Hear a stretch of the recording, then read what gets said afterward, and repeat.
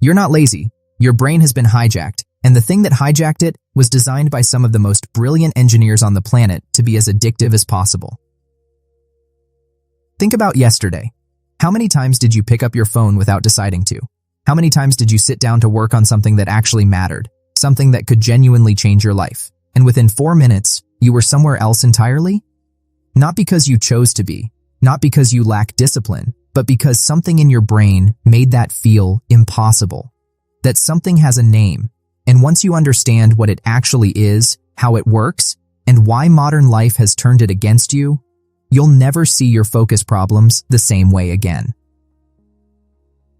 This video is about dopamine, but not the dopamine you've heard about, not the feel-good chemical version that gets thrown around on wellness podcasts. The real story is stranger, more fascinating, and honestly, more useful. And by the end of it, you'll have a complete 7-day protocol to reset your brain's reward system from the ground up.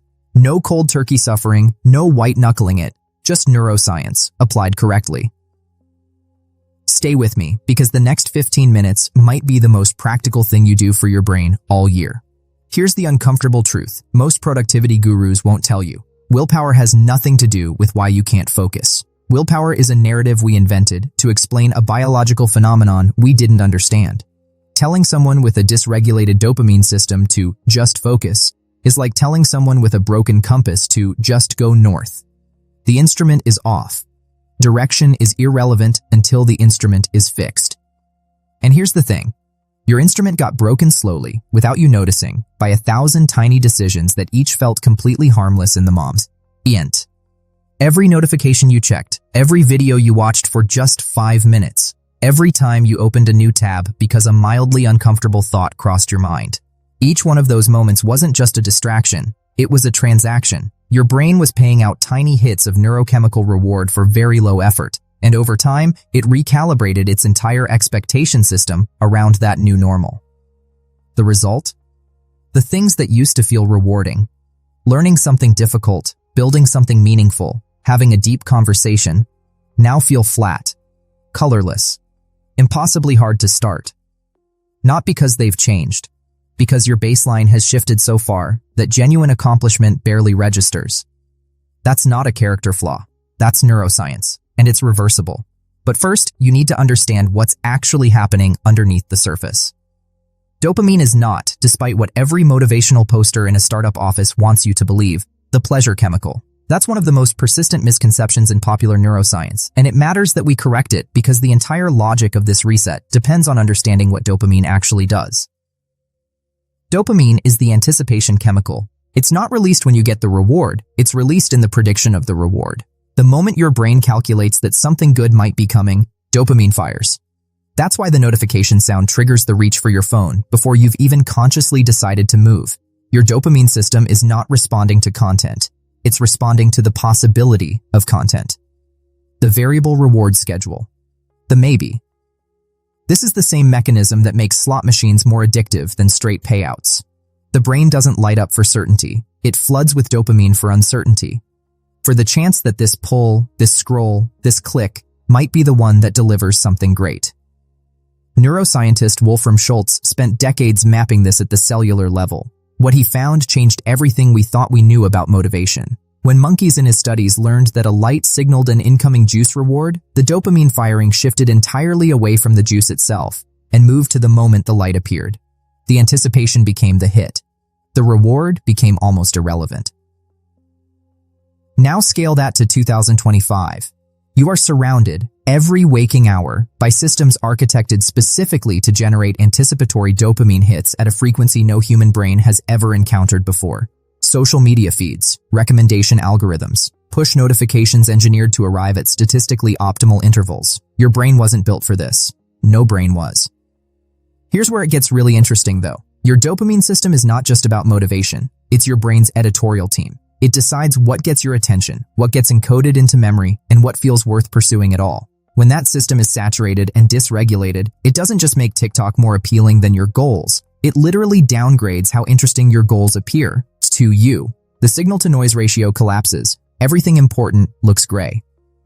This happens through a process called receptor downregulation. Flood any system with a signal often enough, and the receptors start pulling back.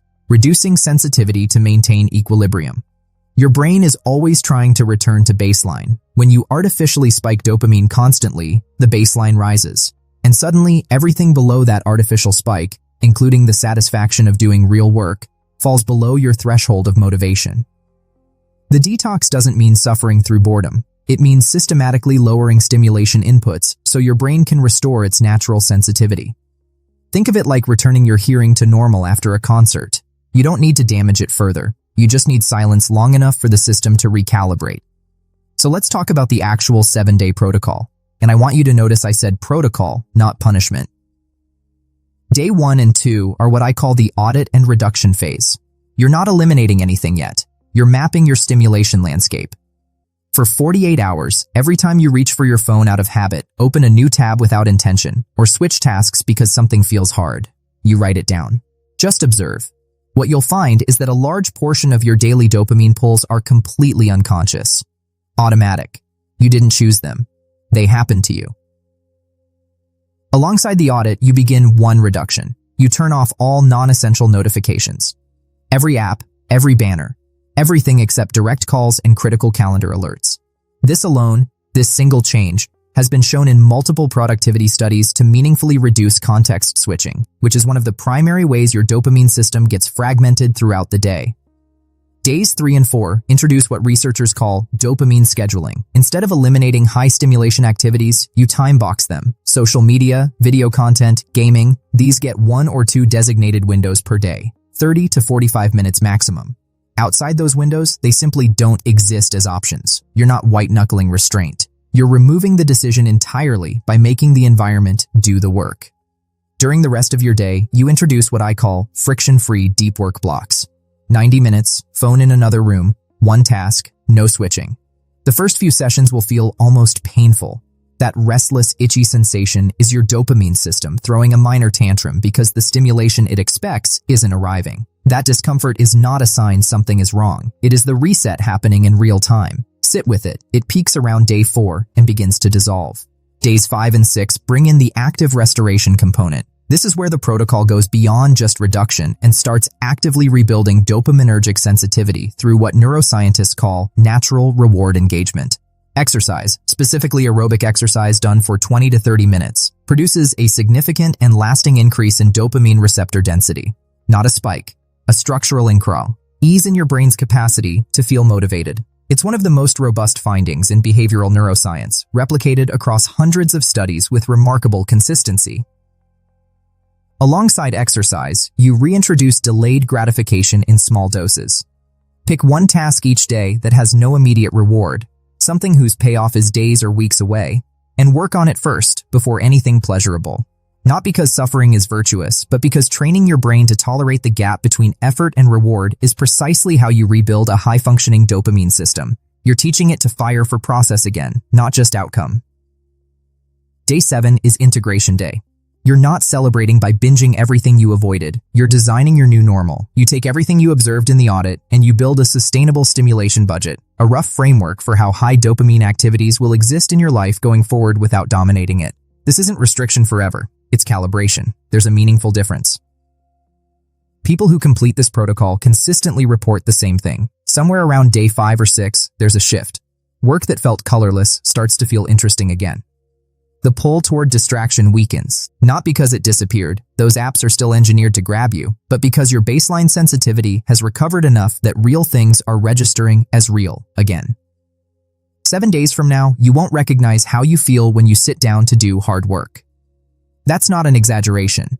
It's what receptor recalibration actually feels like from the inside. When your dopamine system is running cleanly, motivation isn't something you have to manufacture. It emerges naturally from engaging with things that matter to you. The compound interest of that, week after week, working from a place of genuine drive rather than anxious distraction, is difficult to overstate. Your brain isn't broken. It adapted brilliantly and efficiently to the environment you gave it. Change the environment for 7 days. Give it back the quiet it needs to remember what it's actually for. The protocol is simple. The science is solid. The only question left is whether you'll start today, or whether you'll wait for a better time that, statistically, never quite arrives. You already know which one your brain is voting for. The real question is what you're going to do about it.